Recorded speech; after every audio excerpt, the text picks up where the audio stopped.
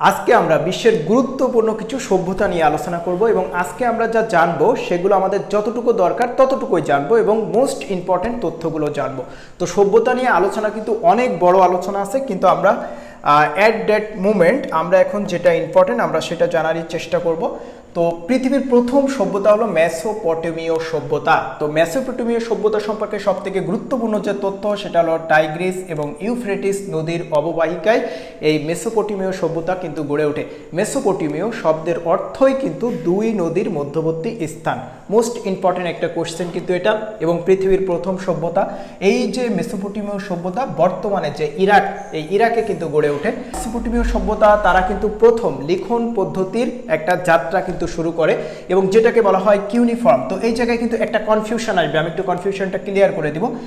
মেসোপটেমীয় সভ্যতার একটি গুরুত্বপূর্ণ বিষয় হলো চাকার ব্যবহার। এখন অনেকের কাছে মনে হতে পারে যে চাকার ব্যবহার এটা আবার কতটা গুরুত্বপূর্ণ।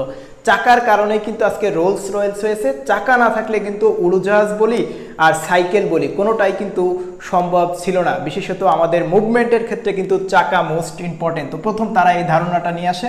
আরেকটি গুরুত্বপূর্ণ বিষয় হলো যে হাম্মুরাবির আইন। এই যে হাম্মুরাবির আইন এবং রোমান আইন, এই দুইটা কিন্তু সভ্যতার আইন বিকাশের ক্ষেত্রে মোস্ট ইম্পর্টেন্ট দুইটা সভ্যতা। তার মধ্যে মেসোপটেমিয়া কিন্তু একটা গুরুত্বপূর্ণ ছিল। আচ্ছা, মিশরীয় সভ্যতা সম্পর্কে আমরা কিছু তথ্য জানার চেষ্টা করব। মিশরীয় সভ্যতা নীল নদের তীরে গড়ে উঠেছে, আর মিশরকে বলা হয় কিন্তু নীল নদের দান। মিশরের এই নদের অবদান কিন্তু অনেক অনেক বেশি। নীল নদের কারণে মিশর কিন্তু প্রাচীনকাল থেকে একটি আধুনিক সমাজ ব্যবস্থা গড়ে উঠতে সক্ষম হয়। তো এটি নীল নদের তীরে অবস্থিত গড়ে উঠেছিল। আর মিশরীয় সভ্যতার একটি গুরুত্বপূর্ণ বিষয় হলো আমরা বর্তমানে যে পিরামিডগুলো দেখি, মিশরে যে পিরামিডগুলো দেখি এবং মমি কোনগুলো, মিশরের তৎকালীন সময়ে বিশেষত ফারাও যে সকল রাজা ছিল তাদের মৃত্যুর পরে কিন্তু মমি করে রাখা হতো, বা গুরুত্বপূর্ণ যে ব্যক্তিগুলো ছিল তাদের মমি করে রাখা হতো। এবং তাদের বিশ্বাস ছিল যদি তাদের মমি করে না রাখা হয় তাহলে হয়তো তারা মৃত্যুর পরবর্তীতে একটা ভালো জায়গায় পৌঁছাতে পারবে না। মমির সাথে কিন্তু অনেক অলংকার বা মূল্যবান ধাতুও কিন্তু দেওয়া হতো। তো মিশরের মমিগুলো এতটা বেশি উন্নত ছিল যে তাদের লাশগুলো কিন্তু দীর্ঘদিন ধরে সংরক্ষিত থাকতো। এটা তাদের একটা অনেক বড় একটা অর্জন ছিল। পিরামিড বিশ্বের অন্যতম একটা বিষয় কিন্তু পিরামিড নিয়ে এখনো পর্যন্ত রহস্য কিন্তু চারদিকে ছড়িয়ে ছিটিয়ে আছে যে পিরামিডের কাজ কি, কেন তৈরি হয়েছে, কিভাবে তৈরি করছে, এত বিশাল বিশাল পাথর কিভাবে তৈরি করছে। তো তৎকালীন সময়ে সেটা কত আগের ঘটনা। এই পিরামিডের সূচনাটা কিন্তু বলা যায় বর্তমানে যে ইহুদি জাতি কোথা থেকে আসছে, হযরত ইয়াকুব আলাইহিস সালামের বংশধরদেরকে ইহুদি বলে। তো এই ইহুদি জাতির উৎপত্তির আগেই কিন্তু মিশরে এই পিরামিডের অস্তিত্বগুলো ছিল।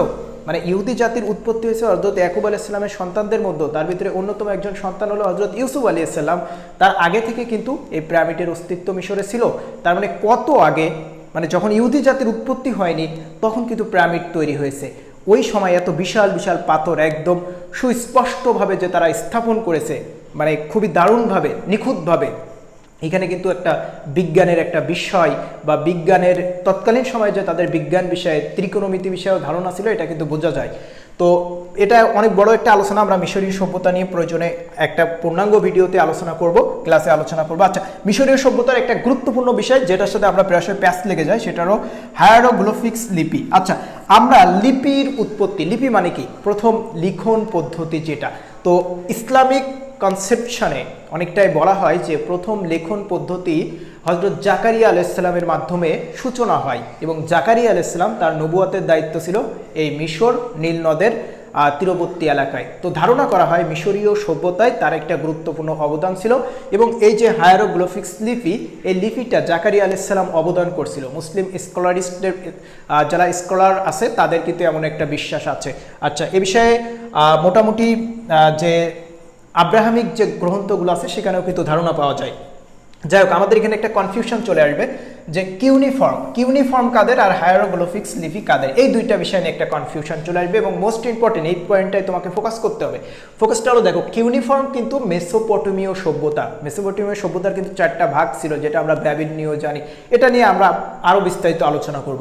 এর মধ্যে মিশরীয় সভ্যতার লেখন পদ্ধতি তাহলে হায়ারোগ্লিফিক্স, তাহলে দুইটার ভিতরে পার্থক্য বুঝতে হবে। একটা হলো কিউনিফর্ম, একটা হলো হায়ারোগ্লিফিক্স, দুইটা কিন্তু আলাদা। দুইটা কিন্তু দুইটা সভ্যতার লেখন পদ্ধতি। আচ্ছা, মিশরীয় সভ্যতার একটি গুরুত্বপূর্ণ অবদান ছিল তারা ক্যালেন্ডার তৈরি করে, চিকিৎসা পদ্ধতি তাদের অনেক বেশি উন্নত ছিল। এবার আমরা জানবো আরো কিছু গুরুত্বপূর্ণ সভ্যতা সম্পর্কে। তার মধ্যে অন্যতম একটি হলো সিন্ধু সভ্যতা। সিন্ধু সভ্যতা কোথায় গড়ে ওঠে? সিন্ধু সভ্যতা আমাদের এই ইন্ডিয়ান সাবকন্টিনেন্ট বা ভারতীয় উপমহাদেশে গড়ে উঠেছিল। মোস্ট ইম্পর্টেন্ট তথ্য হলো সিন্ধু নদী কেন্দ্রিক গড়ে উঠেছিল। সিন্ধু নদীর অববাহিকায় যারা বসবাস করত তাদেরকে বলা হয় হিন্দু। তার মানে সেই হিসেবে আমরা ইন্ডিয়ান সাবকন্টিনেন্টে যারা আছি প্রত্যেকেই হিন্দু। সো হিন্দু কিন্তু ধর্মগ্রন্থের নাম না, এটা একটা ভৌগোলিক বা একটা জিওগ্রাফিক্যাল একটা কিন্তু আইডেন্টিটি হতে পারে। হিন্দু ধর্ম যদি বলা হয় তাহলে সেটা সনাতন ধর্ম নামেই পরিচিত বেশিরভাগ ক্ষেত্রে। তো হিন্দু কিন্তু নির্দিষ্ট কোনো ধর্ম না, এই বিষয়টা একটু ক্লিয়ার থাকা দরকার। আচ্ছা, এই যে সিন্ধু সভ্যতা, এটা পাকিস্তান এবং ভারত, সিন্ধু নদী যেখানে প্রবাহিত হয়েছে তার দুইটা পাশে ওই সময় দুইটা বিখ্যাত নগরী ছিল, তার একটা হলো হরপ্পা আর একটা হলো মহেঞ্জোদারো। এই দুইটা নগর, এটা কিন্তু যতগুলো সভ্যতা গড়ে উঠেছে এই সভ্যতার মধ্যে আধুনিক যে আমরা যে নগরগুলো দেখি, সিটিগুলো দেখি, আমরা বর্তমানে যে পৌরসভাগুলো দেখি, সিটি কর্পোরেশন দেখি, সেখানে কিন্তু একটা নাগরিক সুবিধা থাকে, উন্নত ড্রেনেজ থাকে, এখন যেমন প্রযুক্তির অনেক সুবিধা থাকে। তো তৎকালীন সময়ে একটি পরিকল্পিত নগর গড়ে উঠেছিল কিন্তু এই সিন্ধু সভ্যতায়, বিশেষত এই হরপ্পা এবং মহেঞ্জোদারো এই দুইটার শহরে কিন্তু গড়ে উঠেছিল। সো তাদের অন্যতম গুরুত্বপূর্ণ অবদান হলো পরিকল্পিত নগর গড়ে তোলা, উন্নত ড্রেনেজ সিস্টেম। একটি উন্নত সভ্যতা বা একটি উন্নত সোসাইটির বৈশিষ্ট্য কিন্তু ড্রেনেজ সিস্টেম। অনেকের কাছে তুচ্ছ মনে হতে পারে, বাট বাংলাদেশের ড্রেনেজ সিস্টেম দেখলে বুঝতে পারবে আমাদের শহরগুলো কতটুকু আমরা ডেভেলপ করতে পেরেছি। এর বিপরীতে যদি আমরা ইউরোপ কিংবা অন্য কোনো ডেভেলপড কান্ট্রির আমরা যদি সিটি দেখি, তাদের ড্রেনেজ ব্যবস্থা দেখলে আমরা বুঝতে পারবো। কারণ 2 দিন পরে আমরা ঢাকা শহর দেখি প্লাবিত হয়ে যায়, রাজশাহী শহরের একদম বন্যা তৈরি হয়ে যায়, খুলনা, চট্টগ্রাম সব শহরে একই ব্যবস্থা। কেন? কারণ উন্নত ড্রেনেজ সিস্টেম নাই। ড্রেনেজ সিস্টেম না থাকলে বন্যা হোক, বৃষ্টি হোক, আমরা প্রবলেম ফেস করবো, মশার উৎপাত তৈরি হবে। সো এটা কিন্তু উন্নত একটি সমাজ ব্যবস্থার বহিঃপ্রকাশ। আচ্ছা, সিন্ধু সভ্যতার একটি গুরুত্বপূর্ণ অবদান হলো ওজন পরিমাপ ব্যবস্থা।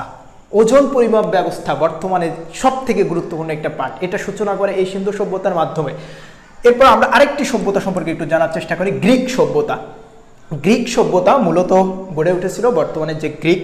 তো গ্রিক সভ্যতার একটি গুরুত্বপূর্ণ বিষয় হলো গ্রিক সভ্যতার মাধ্যমেই এই যে গণতন্ত্রের সূচনা ঘটে, অলিম্পিকের খেলার জন্ম হয়। এবং এই গ্রিক সভ্যতায় অনেক গুরুত্বপূর্ণ দার্শনিক ছিল এবং যারা বর্তমান সময়েও খুব বেশি প্রভাবশালী। আচ্ছা, আমরা যে সক্রেটিসের কথা জানি, আমরা যে প্লেটোর কথা জানি, সক্রেটিসের ছাত্র প্লেটো, প্লেটোর অ্যারিস্টটলের ছাত্র ছিল Alexander the Great. Alexander the Great সে কিন্তু চেয়েছিল সারা পৃথিবী সে জয় করবে, কিন্তু সে কিন্তু তখনও জানতো না সে চাইলেও কখনো সারা পৃথিবী জয় করতে পারবে না। কারণ তার কাছে পৃথিবী মানে ছিল বর্তমানে যে ইউরোপ, আফ্রিকা এবং এশিয়া। কিন্তু এই পৃথিবীর বাইরেও আরও ভূখণ্ড ছিল, আমেরিকা ছিল, অস্ট্রেলিয়া ছিল, নিউজিল্যান্ড ছিল, কিন্তু তার কিন্তু তখন জ্ঞানে এই জায়গাগুলো আবিষ্কৃত হয়নি বা ছিল না। সুতরাং তার এটা নিয়ে খুব ইউনিক, এক্সক্লুসিভ, মজাদার একটা গল্প আছে, কোনো একটা সময় বলবো। আলেকজান্ডার দ্য গ্রেটের সম্পর্কে গল্প বলবো। তো গ্রিক সভ্যতার গুরুত্বপূর্ণ পয়েন্ট যেটা, সেটা হলো এখানে অনেক দার্শনিকের জন্ম হয়েছে।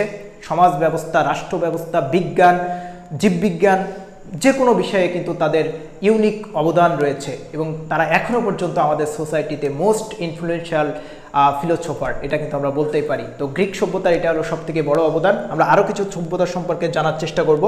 আমরা এবার জানার চেষ্টা করব চীনা সভ্যতা বা চৈনিক সভ্যতা। এটা মূলত হুয়াং হো, যেটাকে পিতো নদী নামে পরিচিত। মোস্ট ইম্পর্টেন্ট একটা তথ্য, এই তথ্য থেকে কিন্তু প্রশ্ন আসতে পারে যে পিতো নদী কোথায় অবস্থিত বা এটা মানে এটা কোনটাকে বলা হয়। হুয়াং হো এটা কিন্তু পিতো নদী, এই নদীর তীরবর্তীতে চীনা সভ্যতাটা গড়ে ওঠে। চীনা সভ্যতার সব থেকে বড় অবদান কোনটা? আমরা যে সপ্তম আশ্চর্যে দেখি দ্য গ্রেট ওয়াল, এই গ্রেট ওয়াল কিন্তু এই চাইনিজ বা চীনা সভ্যতায় কিন্তু গড়ে ওঠে। এদের পরিচিতি অর্জন করে এই যে গ্রেট ওয়াল নির্মাণ করার মাধ্যমে। আচ্ছা, তারা কিন্তু কাগজ তৈরি করে। চীনে এখনো পর্যন্ত পৃথিবীর সব থেকে উন্নত কাগজ তৈরি হয়। তো এই চৈনিক সভ্যতার মাধ্যমে কিন্তু গাছের বিভিন্ন বাকল ব্যবহার করে যে কাগজ তৈরি বা লেখালেখি বা যেটা উন্নত লেখালেখির পদ্ধতি, এটা কিন্তু তারা সূচনা করে। তারা গান পাউডার তৈরি করে, বোঝো কত সালে? সেই সভ্যতা, চৈনিক সভ্যতা যখন গড়ে উঠেছে তখন তারা গান পাউডার আবিষ্কার করে ফেলছে। বর্তমানে আমরা বিভিন্ন আন্দোলন দমনের ক্ষেত্রে দেখি গান পাউডারে একটু আগুন যদি আমরা লাগিয়ে দিই বিশাল কিন্তু একটা বিস্ফোরণ তৈরি হয়। তো তারা কত আগে তৈরি করেছে। আচ্ছা, তাদের একটি অবদান ছিল, তারা আবার কম্পাসও তৈরি করছে। পারস্য সভ্যতা, এটা একটা পৃথিবীর ইতিহাসে খুব আলোচিত একটি সভ্যতা, কারণ পারস্য এটা এমন একটা জায়গা বা এমন একটা সাম্রাজ্য, এদের সভ্যতাটাও এমন একটা সভ্যতা যেটা তৎকালীন সময়ের তারা সব থেকে সুপেরিয়র জাতি হিসেবে কাউন্টেড হতো। বর্তমানে আমরা দেখি মোস্ট ইনফ্লুয়েন্সিয়াল নেশন কোনটা? আমেরিকা। তৎকালীন সময়ের অন্যতম একটি ইনফ্লুয়েন্সিয়াল নেশন ছিল পারস্যরা, এবং তাদের এগেনস্টে কিন্তু আবার ছিল রোমানরা। রোমান আর পারস্য এই দুইটা কিন্তু মাঝে মধ্যে যুদ্ধ লাগতো। আমাদের সূরা রোমেও কিন্তু এই বিষয় সম্পর্কে আলোচনা করা হয়েছে যে ওয়ারিসেই রোমরা পারস্যদের কাছে পরাজিত হবে, তারপর আবার জয়লাভ করবে। কোরআনের কিন্তু একটা ভবিষ্যৎবাণী করা হয়েছিল, এবং যেটা কিন্তু খ্রিস্ট ধর্মেও অনেক বেশি সম্মান করা হয়, কারণ রোমানরা এখন বর্তমানে যে খ্রিস্ট ধর্ম তাদের সাথে রিলেটেড ছিল। তো যাই হোক, সেটা অনেক বড় আলোচনার বিষয়, এটার উপর আলাদা প্রয়োজনে একটা ক্লাস বা টিউটোরিয়াল তোমাদেরকে দিব। তো এই পারস্য সভ্যতা বর্তমানে যে ইরান, এই ইরানে গড়ে উঠেছিল। ইরান কিন্তু দেখো অনেক আগে থেকে বিশ্বের বুকে কিন্তু মাথা উঁচু করে বা সুপেরিয়র একটা নেশন হিসাবে কিন্তু পৃথিবীতে ছিল, এবং তাদের অস্তিত্ব থাকবে। সুতরাং ইরানকে যতই চায় ইসরায়েল ধ্বংস করে দিবে, এটা কিন্তু এতটা সম্ভব না। তারা পৃথিবীর সে দীর্ঘ সময় ধরে টিকে আছে, কিন্তু ইসরায়েলের উৎপত্তি হয়েছে কিন্তু ভেরি রিসেন্ট, আর তাদের পতনও আমরা বিভিন্ন সময় দেখেছি। যাই হোক, এটা অনেক বড় আলোচনার বিষয়। এই সাম্রাজ্যের কয়েকটা গুরুত্বপূর্ণ বিষয়, এবং তাদের প্রধান যে সাম্রাজ্য সেটা হলো আকেমেনিড সাম্রাজ্য, যেটা খ্রিস্টপূর্ব 6ষ্ঠ শতকে গড়ে ওঠে। খ্রিস্টপূর্ব মানে কি? হযরত ঈসা আলাইহিসসালামের জন্মের আগে সময়কালে, মানে ঈসা আলাইহিসসালামের জন্মের আরও 6ষ্ঠ শতক, মানে 600 বছর আগে এই পারস্য সভ্যতাটা গড়ে ওঠে। এই সময় কিন্তু তাদের প্রতিদ্বন্দ্বী ছিল রোমান সভ্যতা। Cyrus the great, most important একটা পার্সন।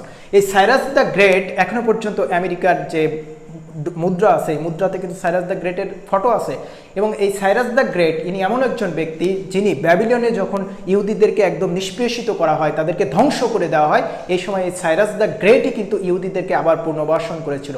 তো তখন তারা ইহুদি নামে পরিচিত ছিল না, তখন তারা মুসলিম নামে পরিচিত ছিল, কারণ তখনকার সময় সেটা কিন্তু নবী রাসূলের যুগের সময়। সাইরাস দ্য গ্রেটকে কিন্তু অনেকে জুলকার নাইন বলেও চিহ্নিত করে, কিন্তু মোস্ট অফ দ্য ইসলামিক যারা স্কলার আছে তাদের ধারণা যে জুলকার নাইন অন্য কোনো ব্যক্তি, সাইরাস দ্য গ্রেট না। পারস্য সভ্যতায় এই Cyrus the great most important একটা পার্সন। এটা নিয়ে অনেক বড় আলোচনা আছে, যদি কখনো দরকার হয় ইনশাআল্লাহ বলবো। কিন্তু আমি যেহেতু তোমাদের প্রথমে একটা কথা বলেছি, আমাদের যতটুকু দরকার আমরা ততটুকুই জানার চেষ্টা করব। আমাদের অ্যাডমিশনে এখন যতটুকু দরকার, তোমার জ্ঞানের সমুদ্র বা তুমি যে বিশাল নলেজ অর্জন করবা তার জন্য পর্যাপ্ত সময় আছে। তুমি এখন অ্যাডমিশনে, এখন কিন্তু তুমি বিশাল জ্ঞান অর্জন করতে আসোনি, তুমি এখন বিশ্ববিদ্যালয়ে চান্স পেতে এসেছো। আগে চান্স পাও, তারপরে আরও বিস্তারিত পড়ো। এই পারস্য সভ্যতার উপরে তুমি 5টা বই পড়তে পারবা, 5টা বইয়ের বিশাল জানতে পারবা, কিন্তু ওইগুলো কি তোমার এখন দরকার না। অ্যাডমিশনের মোস্ট ইম্পর্টেন্ট একটা বিষয়, প্রয়োজনীয় বিষয়গুলো তোমাকে ফাইন্ড আউট করতে হবে, অপ্রয়োজনীয় বিষয়গুলো আপাতত স্কিপ করো। অ্যাডমিশনের পড়াশোনা অনেক, কিন্তু তোমার টার্গেট এখন ঢাকা ভার্সিটি হইতে পারে, ঢাকা ভার্সিটির জন্য সব দরকার না। তোমার টার্গেট রাবি, জাবি, চবি, জাস্ট, সাস্ট হইতে পারে, কিন্তু এগুলোর জন্য যেটা দরকার তুমি এখন ওইটা ফোকাস করতে হবে। এই জন্য আমরা জাস্ট যা দরকার তাই পড়বো। আচ্ছা, এই পারস্য সভ্যতায় প্রদেশ ভিত্তিক শাসন ছিল। বর্তমানে যেটা আমরা মার্কিন যুক্তরাষ্ট্র, ইন্ডিয়াতে দেখি প্রদেশ ভিত্তিক শাসন। তাদের রয়্যাল রোড ছিল, ডাক ব্যবস্থা ছিল, আর পার্সিপোলিস নগরী ছিল, আর তাদের একটি ধর্ম ছিল হলো জরথ্রুষ্টবাদ। আচ্ছা, এই জরথ্রুষ্টবাদ এটা কিন্তু আমরা কাজী নজরুল ইসলামের অনেক কবিতাতে আমরা এই বিষয়টা দেখতে পাই। তো এটা কিন্তু পারস্য সভ্যতার সাথে রিলেটেড।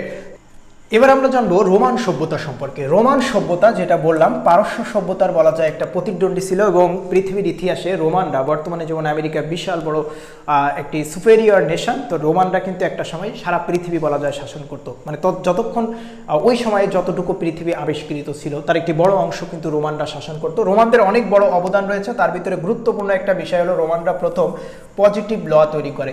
আমরা জানি, আমরা আইনের ভাষায় আমরা লকে 2 ভাগে ভাগ করি, একটা হলো ডিভাইন ল আর একটা হলো পজিটিভ ল। পজিটিভ ল হলো যেটা মানুষ সৃষ্ট ল। তো রোমানরা কিন্তু এই পজিটিভ ল এর ক্ষেত্রে একটা গুরুত্বপূর্ণ অবদান রেখেছিল, এবং তারা তৈরি করে। তাদের একটি গুরুত্বপূর্ণ প্রতিষ্ঠা যেটা ইতালির রোমে বর্তমানে অবস্থিত, এটা একটা স্টেডিয়াম, এই যে ক্যালোসিয়াম, এখানে মূলত নাট্যশালা বা বিভিন্ন নাটক, কুস্তি অনেক বিষয় অভিনীত হতো। বিশাল, এখনও তোমরা ক্যালোসিয়াম আমার মনে হয় সবাই দেখেছো। ইতালির প্রতীক হলো এই ক্যালোসিয়াম। মানে ইতালি যদি তুমি বুঝতে চাও তাহলে এই ক্যালোসিয়াম দ্বারা আইডেন্টিফাই করা হয়। যেমন আমরা যদি ফ্রান্সকে আমরা আইডেন্টিফাই করি, আমরা কোনটা কোনটা বোঝাই? ফ্রান্স বলতে আমরা আইফেল টাওয়ারকে বোঝাই, ঠিক আছে। আমরা যদি ঢাকা ইউনিভার্সিটি বলি কার্জন হলকে বোঝাই, রাজশাহী ইউনিভার্সিটি বলি প্রশাসন গেট, এগুলোকে বোঝায়। সো প্রত্যেকটা একটা রাষ্ট্রের প্রতীক হয়ে ওঠে কিছু কিছু বিষয়। রোমানদের বিশাল সামরিক শক্তি ছিল। তো এখানে একটা কথা বলি যে প্রাচীনকালে অনেক কিন্তু শক্তিশালী সামরিক বাহিনী ছিল। যেমন একটা নেতৃত্বে ছিল আলেকজান্ডার দ্য গ্রেট, সে কিন্তু গ্রিক সাম্রাজ্যের অধিপতি ছিল, আর সে কিন্তু সারা পৃথিবীর অনেক জায়গায় জয় করেছে। এবং সর্বশেষ ভারতীয় উপমহাদেশে যুদ্ধ করে ফিরে যাওয়ার পথে ভারতীয় উপমহাদেশের মশার কামড় খেয়ে ম্যালেরিয়া হয়ে কিন্তু ব্যাবিলনীয় সভ্যতায় মারা গেছিল আলেকজান্ডার দ্য গ্রেট। তো এটা কিন্তু মজার অনেক বিষয় আছে। রোমানরা বর্তমানে যে জেরুজালেম বলে বা মধ্যপ্রাচ্যের, এবং কি রোমানরা মহানবী সাল্লাল্লাহু আলাইহি ওয়াসাল্লামের সাথেও কিন্তু রোমানদের যুদ্ধ হয়েছে। এটা মূলত আসলে জেরুজালেম জয়কে কেন্দ্র করে বলা যায়। মহানবী সাল্লাল্লাহু আলাইহি ওয়াসাল্লামের জন্মের সময় কিন্তু রোমানদের সাথে আমাদের যুদ্ধ হয়েছে, আমরা জানি। যাই হোক, রোমানরা কিন্তু গ্রিকদের থেকে আপডেট, ঠিক আছে। রোমানদের গুরুত্বপূর্ণ একটা বিষয় হলো ল্যাটিন ভাষা, স্থাপত্য। আচ্ছা, মায়া সভ্যতা। দেখো, আমরা মনে করি যে খ্রিস্টপূর্বে মানে যখন আমেরিকা আবিষ্কৃত হয়নি, মনে হয় ওইখানে কোনো মানুষজন ছিল না, ওটা মনে হয় একটা ধুধু মরুভূমি ছিল অথবা শুধুমাত্র বন জঙ্গল ছিল। না, ওই সময়েও কিন্তু মানুষের অস্তিত্ব ছিল। তার বাস্তব প্রমাণ হলো যেমন একটা মায়া সভ্যতা। তো আমাদের ওই জগৎটা যখন আবিষ্কৃত হয়নি, ওই আমেরিকা তো প্রথম আবিষ্কৃত হয়, কলম্বাস প্রথম ইন্ডিয়ান আমেরিকার যে বর্তমানে ওয়েস্ট ইন্ডিজভুক্ত যে রাজ্যগুলো রয়েছে, রাজ্য না, যে ছোটো ছোটো দ্বীপগুলো রয়েছে, কলম্বাস কিন্তু ওইখানে পৌঁছায়। কলম্বাস পৌঁছানোর পরে আমেরিগো সেই কিন্তু প্রথম বুঝতে পারে যে না, এটা একটা নতুন জগৎ, এবং তার নাম অনুসারে কিন্তু আমেরিকা নামকরণ করা হয়। তো তার আগেও কিন্তু সেখানে মানুষের বসতি ছিল, বিশেষত রেড ইন্ডিয়ানরা কিন্তু সেখানে বসবাস করতো অ্যাট দ্যাট পয়েন্ট, বা ওই সময়ে বলা যায় অ্যাট দ্যাট টাইম রেড ইন্ডিয়ানরা বসবাস করতো। তাদের একটা হত্যাযজ্ঞের বড় কাহিনী আছে, সেটা আমরা জানি। কিন্তু মূল বিষয়টা হলো যে মায়া সভ্যতা তার অনেক অনেক আগেও কিন্তু আমেরিকাতে লোকজন বসবাস করতো, এবং মায়া সভ্যতা তার প্রমাণ আরও আমরা দেখব। অ্যাজটেক সভ্যতা তার প্রমাণ, আমরা সেগুলো নিয়ে আলোচনা করব।